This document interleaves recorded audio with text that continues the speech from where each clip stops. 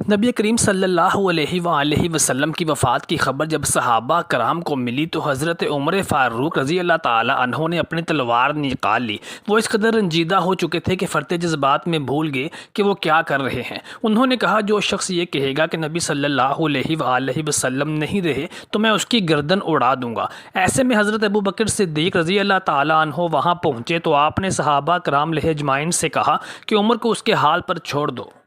تو تمام صحابہ کرام نے سیدنا ابوبکر صدیق کی طرف متوجہ ہونا شروع کر دیا۔ سیدنا ابوبکر صدیق نے قرآن مجید کی ایک آیت کی تلاوت کی جس کا ترجمہ کچھ یوں تھا کہ محمد صلی اللہ علیہ وسلم اللہ تعالیٰ کے رسول ہیں۔ اگر وہ کل کسی جنگ میں مار دیے جائیں تو کیا تم اپنے دین سے الٹے پاؤں پھر جاؤ گے؟ سن لو، جو محمد صلی اللہ علیہ وآلہ وسلم کی عبادت کرتے ہیں وہ جان لیں کہ محمد صلی اللہ علیہ وآلہ وسلم کو موت آ گئی ہے، اور جو اللہ کی عبادت کرتے ہیں وہ جان لیں کہ اللہ ہمیشہ رہنے والا ہے۔ جب ابوبکر صدیق نے اس آیت کی تلاوت کی تو سیدنا عمر فاروق رضی اللہ تعالی عنہ فرماتے ہیں کہ مجھے یوں محسوس ہوا جیسے میں نے آج ہی پہلی بار یہ آیت کریمہ سنی ہے۔ پھر آہستہ آہستہ عمر فاروق رضی اللہ تعالی عنہ کا صدمہ کم ہونے لگا اور صحابہ کرام اجمعین نبی صلی اللہ علیہ وآلہ وسلم کی قبر مبارک کھودنے کی طرف متوجہ ہوئے۔ اب سوال یہ پیدا ہوا کہ نبی صلی اللہ علیہ وآلہ وسلم کی قبر مبارک کہاں کھودی جائے؟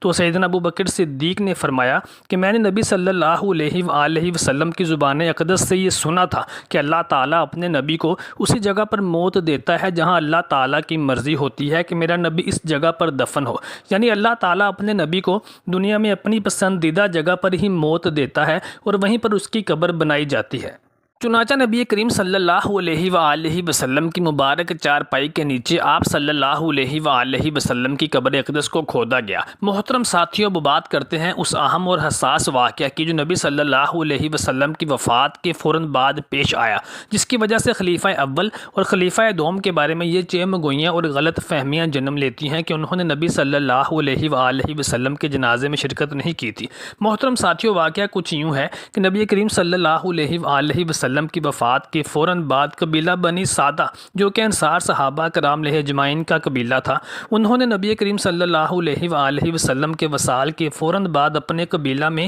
ایک اجتماع طلب کیا جس میں نبی صلی اللہ علیہ وآلہ وسلم کے نائب یعنی ان کے خلیفہ کو چننے کے لیے مشاورت شروع کی گئی۔ ادھر دوسری جانب نبی کریم صلی اللہ علیہ وآلہ وسلم کا جنازہ تیار تھا۔ صحابہ کرام اجمعین نبی کریم صلی اللہ علیہ وآلہ وسلم کی میت کے گرد جمع تھے اور آپ صلی اللہ علیہ وآلہ وسلم پر درود و سلام کے نذرانے بھیج رہے تھے۔ چنانچہ جب صحابہ کرام کو یہ خبر پہنچی کہ سقیفہ بنی سعدہ میں خلافت کے لیے بیعت ہونے جا رہی ہے تو وہ سیدنا ابوبکر صدیق اور عمر فاروق رضی اللہ عنہ اور حضرت ابو دردہ رضی اللہ عنہ نبی صلی اللہ علیہ وآلہ وسلم کی تدفین سے اٹھے اور انصار قبیلہ سقیفہ بنی سعدہ میں جانے کے لیے تیار ہوئے۔ محترم ساتھیوں، یہاں پر ایک بات غور کرنے کی ہے کیونکہ نبی کریم صلی اللہ علیہ وآلہ وسلم نے ارشاد فرمایا تھا کہ خلافت قریش میں رہے گی اور سقیفہ بنی سعدہ انصار قبیلہ تھا۔ ابو بکر صدیق، عمر فاروق اور سیدنا ابو دردہ رضی اللہ تعالیٰ عنہ اجمعین نبی کریم صلی اللہ علیہ وآلہ وسلم کی تدفین سے اٹھ کر سقیفہ بنی سعدہ کی جانب اس لیے گئے کہ اگر وہاں پر نہ پہنچے اور سقیفہ بنی سعدہ میں لوگوں نے انصار صحابہ میں سے کسی کو خلیفہ چن لیا تو قریش اور انصار کے درمیان ایک نہ ختم ہونے والی طویل عداوت اور دشمنی جنم لے گی اور نبی کریم صلی اللہ علیہ وآلہ وسلم کی زندگی بھر کی یہ کمائی ہوئی دولت یعنی صحابہ کرام اجمعین آپس میں ہی اختلافات کا شکار ہو جائیں گے۔ چنانچہ یہ تینوں صحابہ کرام اجمعین امت کے وسیع تر مفاد میں سقیفہ بنی سعدہ میں پہنچے۔ راستے میں جاتے ہوئے عمر فاروق رضی اللہ تعالیٰ عنہ فرماتے ہیں کہ میں نے اپنے دماغ میں ایک تقریر تیار کی تھی جس سے میں انصار صحابہ کرام اجمعین کو خلافت نہ لینے سے باز رکھ سکوں اور ان کو قریش کی فضیلت اور اہمیت بتاؤں اور ان کو حالات کے نازک ہونے کے بارے میں پوری طرح سے آگاہ کرنے کی کوشش کروں۔ لیکن جب وہ وہاں پر جا کر تقریر کرنے لگے تو سیدنا ابو بکر صدیق رضی اللہ تعالیٰ عنہ نے انہیں ہاتھ کے اشارے سے روک دیا کیونکہ سیدنا ابو بکر صدیق رضی اللہ تعالیٰ عنہ جانتے تھے کہ عمر فاروق جذباتی ہیں اور وہ فرتے جذبات میں آ کر کوئی نہ کوئی ایسی بات ضرور کر دیں گے جس سے تمام معاملات خراب ہو جانے کا اندیشہ ہوگا۔ چنانچہ عمر فاروق رضی اللہ تعالیٰ عنہ فرماتے ہیں کہ ابو بکر صدیق رضی اللہ تعالیٰ عنہ نے مجھے خاموش رہنے کا اشارہ کیا اور انہوں نے خود وہاں پر تقریر شروع کی اور انہوں نے کفیفہ بنی سعدہ کے صحابہ کرام علیہ اجمعین کو اس طریقے سے حالات کی حساسیت اور معاملے کی نزاکت سے آگاہ کیا اور ان کو قریش میں خلافت رہنے پر قائل کیا کہ شاید میں بھی ایسا بیان نہ کر پاتا۔ ابو بکر صدیق رضی اللہ تعالیٰ عنہ نے ارشاد فرمایا کہ اے انصار صحابہ، وہ تم ہی تو ہو جن کی مدد سے نبی کریم صلی اللہ علیہ وآلہ وسلم نے صحابہ کرام کی ایک جماعت کو تیار کیا اور تم نبی صلی اللہ علیہ وآلہ وسلم کی زندگی میں ان کے وزیر کی حیثیت سے ان کے ساتھ ساتھ تھے۔ چنانچہ اب بھی آپ صلی اللہ علیہ وآلہ وسلم کے فرمان کے مطابق کہ خلافت قبیلہ قریش میں رہے گی اور تم لوگ ان کے وزیر کی حیثیت سے قبیلہ قریش کی خلافت کے ساتھ کام کرو گے۔ چنانچہ بہت سے صحابہ کرام رضی اللہ عنہ نے وہاں پر گواہی دی کہ ہاں نبی صلی اللہ علیہ وآلہ وسلم نے ارشاد فرمایا تھا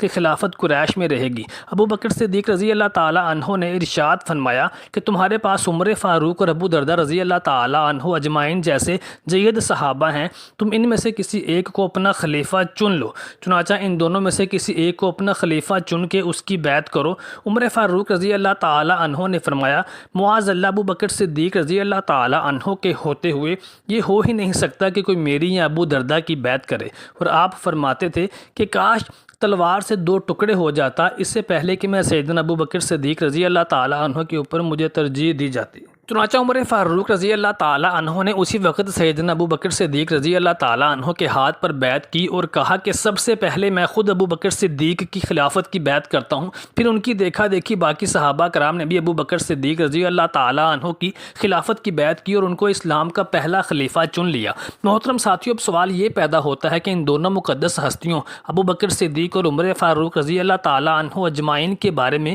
یہ شکوک و شبہات کیوں جنم لیتے ہیں کہ انہوں نے نبی کریم صلی اللہ علیہ وآلہ وسلم کا نماز جنازہ ادا نہیں کیا تھا، جبکہ نبی کریم صلی اللہ علیہ وآلہ وسلم کا نماز جنازہ امام بخاری کے مطابق 3 دن تک جاری رہا۔ محترم ساتھیوں، اس بات پر تمام ائمہ اور تمام احادیث کے راویوں کا اجماع ہے کہ سیدنا ابو بکر صدیق رضی اللہ تعالیٰ عنہ اور عمر فاروق نبی صلی اللہ علیہ وآلہ وسلم کا نماز جنازہ پڑھنے والے صحابہ میں فہرست میں سب سے اوپر تھے، یعنی ان دونوں ہستیوں نے سب سے پہلے نبی کریم صلی اللہ علیہ وآلہ وسلم کا نماز جنازہ ادا کیا تھا، اور ان کے نماز جنازہ ادا کر لینے کے بعد باقی صحابہ کرام اجمعین نے فرداً نبی صلی اللہ علیہ وآلہ وسلم کا نماز جنازہ ادا کیا۔ اور اسی دوران جب ثقیفہ بنی سعدہ والا معاملہ سر اٹھانے لگا تو یہ تینوں صحابہ کرام وہاں پر معاملے کو سلجھانے کے لیے پہنچے تاکہ امت کے درمیان اختلافات جنم نہ لیں، اور اس وقت مسلمان خاص طور پر قریش اور قبیلہ بنی سعدہ کے درمیان عداوت اور دشمنی نہ شروع ہو سکے اور مسلمانوں کی خلافت کا معاملہ احسن طریقے کے ساتھ سلجھایا جا سکے۔